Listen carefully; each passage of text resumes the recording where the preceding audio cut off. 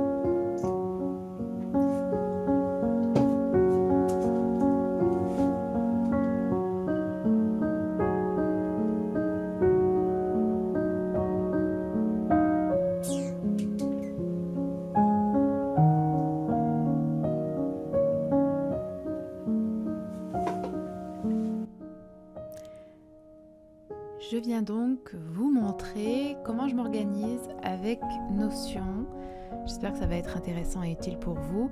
L'idée, c'est pas du tout de vous montrer une seule utilisation, étant donné qu'en fait, c'est ultra versatile et qu'il y a des façons beaucoup plus élaborées d'utiliser cette application.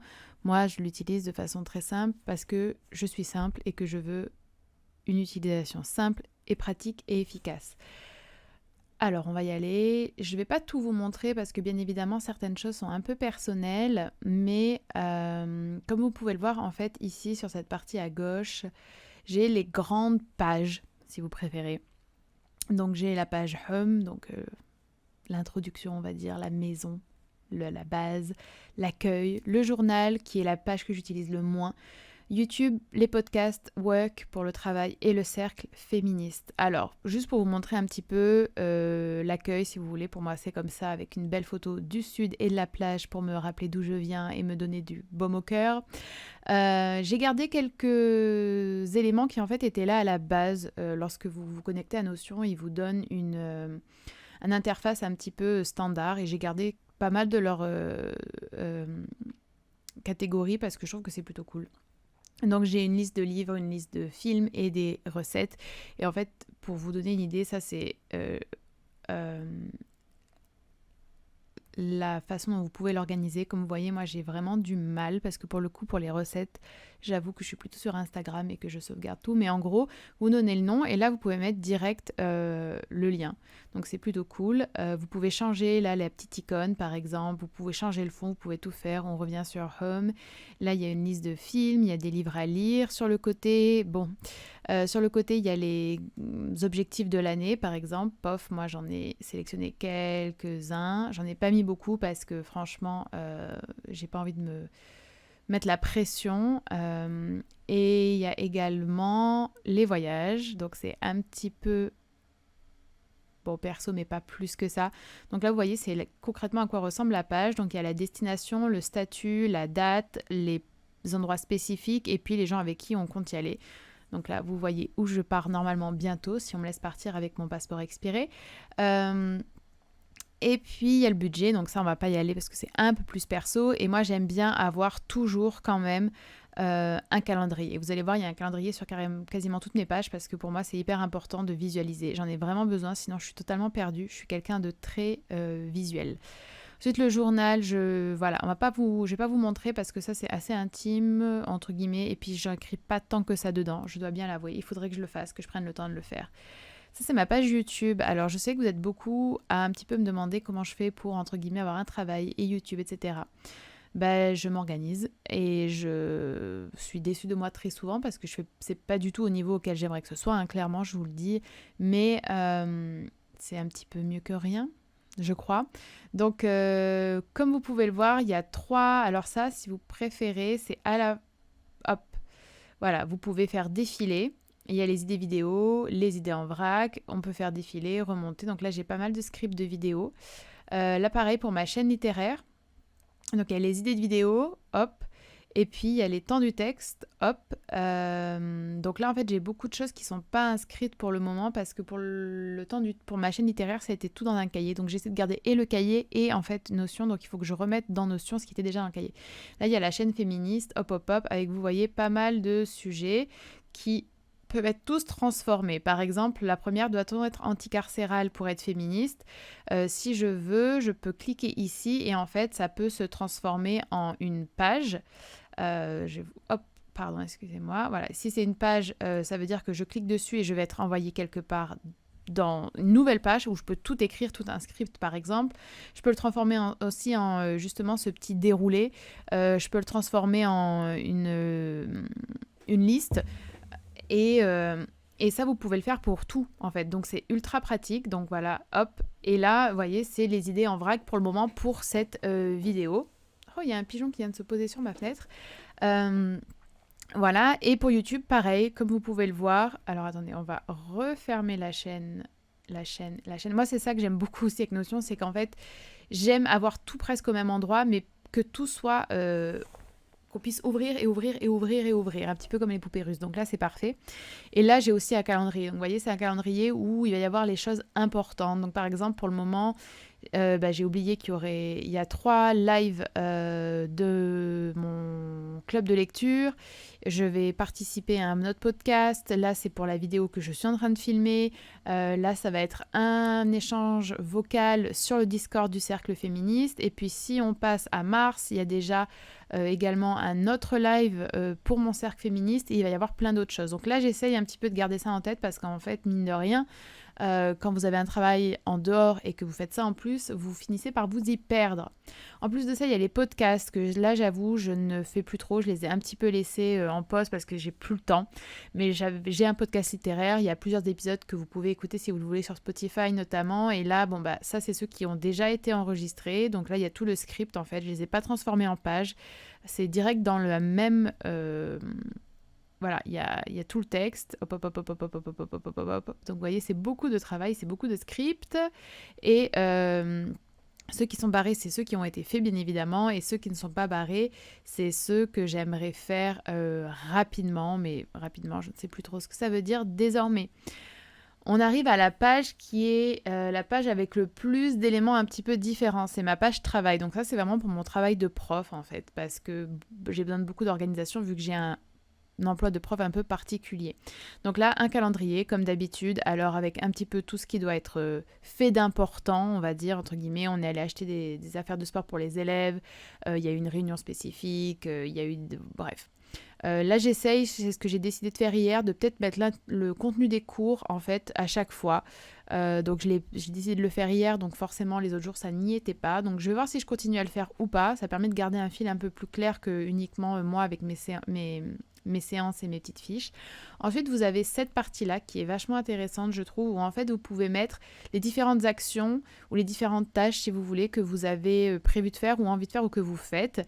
Celles qui sont pas commencées, en cours, finies, et puis moi, j'ai carrément rajouté archives. Et puis, vous voyez, vous pouvez, hop, les déplacer d'un endroit à l'autre. J'aime beaucoup, ultra facile d'utilisation, ultra intuitif. Et puis, en dessous, j'ai rajouté, en fait, ces 3 éléments.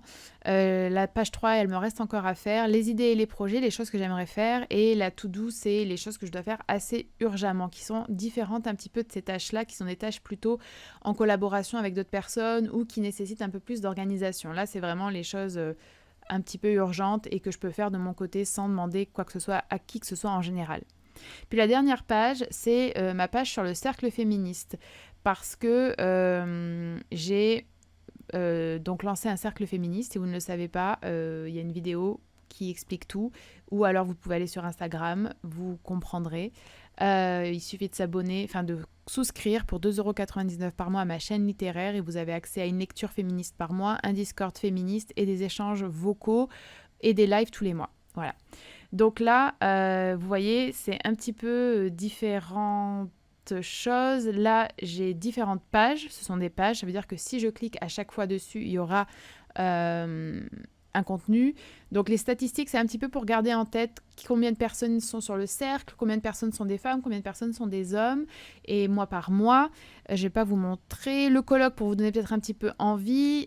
Donc ce sont en projet, on a envie de faire comme un petit peu des journées d'études ou des colloques ou des mini-conférences en visio avec différents sujets. Donc là, vous voyez, il y a la vieillesse, la psychanalyse et la psycho, travailler dans un milieu masculin, les femmes et la migration, femmes et handicap. Et tout ça va s'organiser dans les mois à venir. Donc si ça vous intéresse, souscrivez à la chaîne, j'ai envie de dire. Puis il y a les échanges Zoom et les échanges vocaux qui sont différents. C'est comme des réunions en fait en visio avec plusieurs personnes. Là, il y a encore une fois cette barre que vous avez déjà vue dans ma zone de travail pour les différentes tâches à faire. Voilà. Et puis encore un calendrier, parce que vous savez que je suis obsédée par mes calendriers. Voilà, et là, ça ne concerne que les ateliers ou que les rendez-vous féministes. Et j'ai pas encore rempli ce calendrier, d'ailleurs, je le vois en le regardant. Voilà, donc c'est un petit peu la manière dont je m'organise. Moi, je trouve ça vraiment très pratique. C'est, comme vous l'avez vu, assez simple d'utilisation et encore une fois, ce n'est que l'utilisation que moi j'en ai.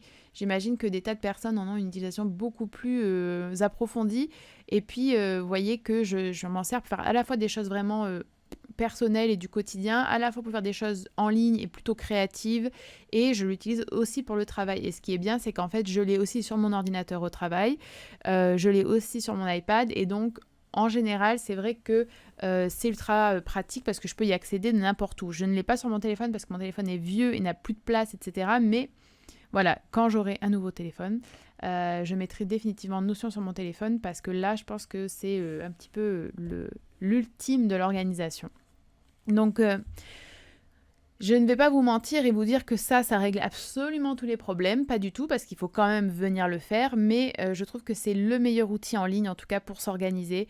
Je sais que Google propose aussi pas mal de choses, mais personnellement, je préfère Notion, je trouve que c'est vachement bien. Et en plus, si vous regardez sur Internet, il y a beaucoup de tutoriels pour vous expliquer comment l'organiser, comment faire vos propres templates. Et ça, moi, j'aime beaucoup. Je prendrai sans doute le temps de regarder un petit peu plus de vidéos pour un petit peu plus affiner mes propres mises en page. Mais là, en l'occurrence, moi, ça me convient très très bien.